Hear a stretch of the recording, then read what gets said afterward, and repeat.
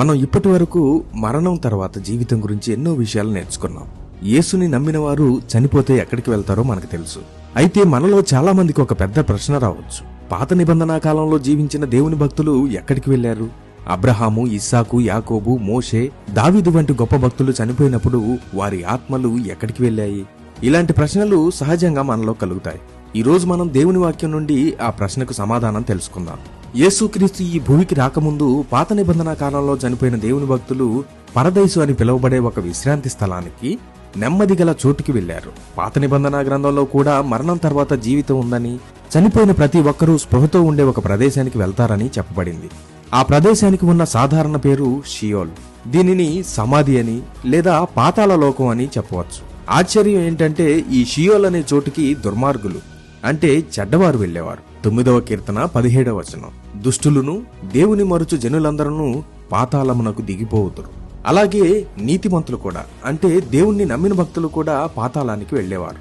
ఆదికాండము 37వ అధ్యాయము 35వ వచనం, అతని కుమారులందరూ అతని కుమార్తెలందరూ అతనిని ఓదార్చుటకు యత్నము చేసిరి. అయితే అతడు ఓదార్పు పొందనొల్లక, నేను అంగలార్చుచు మృతుల లోకమునకు నా కుమారుని యొద్దకు వెళ్లెదనని చెప్పి అతని తండ్రి అతని కోసము ఏడ్చాను. యోబు గ్రంథము 14వ అధ్యాయము 13వ వచనం, నీవు పాతాళములో నన్ను దాచిన ఎడల ఎంతో మేలు, నీ కోపము చల్లారు వరకు నన్ను చాటున నుంచిన ఎడల ఎంతో మేలు. నాకు ఇంతకాలమని నీవు నియమించిన తర్వాత నన్ను జ్ఞాపకము చేసుకొనవలనని నేనెంతో కోరుచున్నాను. చూశారు కదా, మరి ఇద్దరూ ఒకే చోటుకు వెళ్తే తేడా ఏముంటుంది? ఇక్కడే మనం అసలు విషయం అర్థం చేసుకోవాలి. కొత్త నిబంధనలో ఈ షియోల్ అనే పదాన్ని హేడిస్ లేదా పాతాళం అని అన్నారు. లూకాసు వార్త 16వ అధ్యాయంలో యేసుక్రీస్తు ప్రభులు వారు చెప్పిన ధనవంతుడు లాజరు సంఘటన ఈ పాతాళం గురించి చాలా స్పష్టంగా వివరిస్తుంది.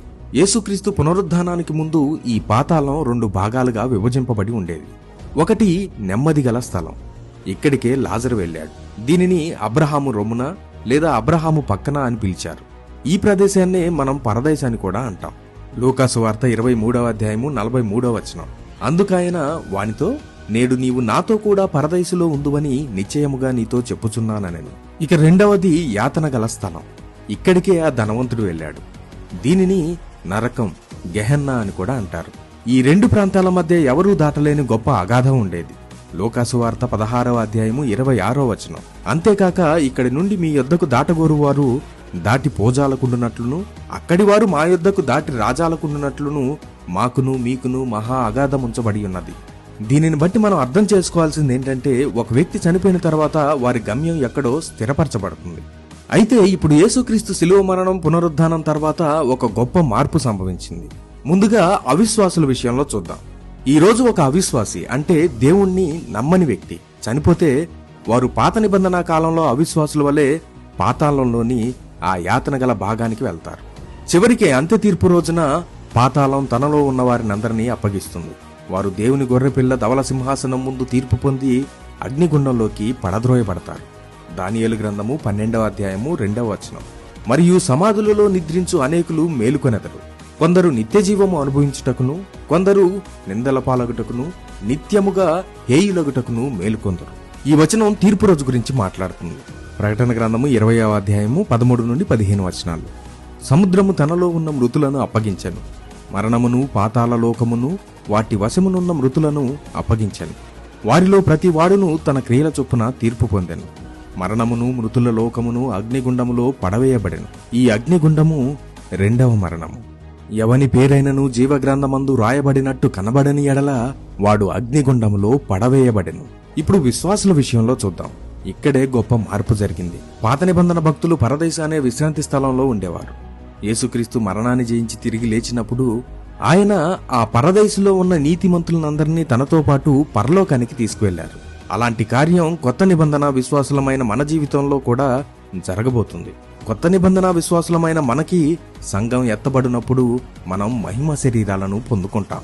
తెస్సలోనికైలకు రాసిన మొదటి పత్రిక 4వ అధ్యాయము 16-17 వచనాలు, ఆర్భాటముతోనూ ప్రధాన దూత శబ్దముతోనూ దేవుని బోరతోనూ పరలోకము నుండి ప్రభువు దిగివచ్చును. క్రీస్తునందుండి మృతులైన వారు మొదట లేతురు. ఆ మీదట సజీవులమై నిలిచియుండు మనము వారితో కూడా ఏకముగా ప్రభువును ఎదుర్కొనుటకు ఆకాశ మండలమునకు మేఘముల మీద కొనుకోబడుదుము. కాగా మనము సదాకాలము ప్రభువుతో కూడా ఉందుము. యేసుక్రీస్తు పెండ్లి విందు సమయానికి మృతులు లేపబడి బ్రతికి ఉన్న మనకు శరీరం మార్పు చెందుతుంది. అప్పుడు మేఘాల మీద ప్రభువును కలుసుకోవడానికి కొనిపోబడతాము. యెషయా గ్రంథము 26వ అధ్యాయము 19వ వచనం. మృతులైన నీ వారు బ్రతుకుదురు, నా వారి శవములు సజీవములగును. మంటిలో పడియున్న వారులారా మేలుకొని ఉత్సహించుడి. నీ మంచు ప్రకాశమైన మంచు, భూమి తనలోని ప్రేతలను సజీవులనుగా చేయును. కాబట్టి ఈ వీడియో ద్వారా ఈ విషయాలు తెలుసుకుంటున్న సహోదరి సహోదరులారా, యేసుక్రీస్తు విజయం ఎంత గొప్పదో చూడండి. ఆయన తన మరణ పునరుద్ధానాల ద్వారా పాత నిబంధన భక్తులకు, కొత్త నిబంధన భక్తులకు, తనను నమ్మిన ప్రతి ఒక్కరికి పరలోక ద్వారాలను తెరిచారు. మనందరి గమ్యం ఇప్పుడు ఒకటే, మన ప్రభువుతో నిత్యము ఉండటమే. ఈ గొప్ప సత్యాలను మనం అర్థం చేసుకుని నిరీక్షణతో జీవించడానికి దేవుని ఆత్మ మనకి సహాయం చేయాలని కోరుకుంటున్నాను. Jesus coming soon.